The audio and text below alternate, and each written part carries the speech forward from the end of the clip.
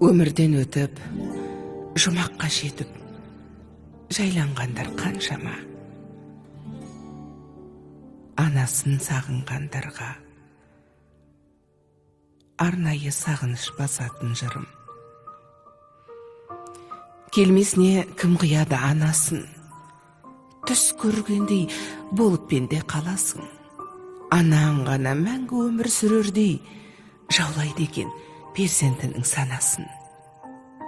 Мейлі анаң 100-ден асып кетсе де, кәрілігі қуып жүріп жетсе де, перзент үшін қартаймайды анасы, қиындықпен, сынақтардан өтсе де.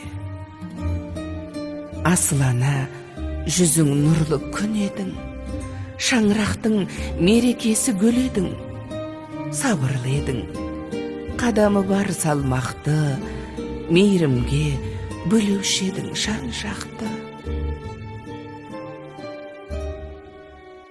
Барлық балам болса екен деп қасыңда, барлықтарын теңеп қойып асылға, бәрін бірдей көре алатын анашым, жасыңызды жетсе де бек ғасырға.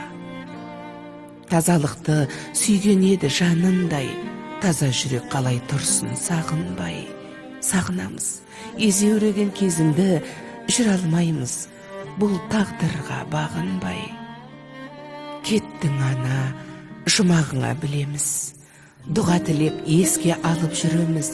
Ақ жаулығың исіңізді сіңдірген, соны иіскен аңсап кейде жүреміз. Даусың сенің естілгенді жібідік, сол даусыңды іздеп жаным түңілдік. Жадыраған жаның жаздай көрінген жансыз бейне суретіңе үңілдік.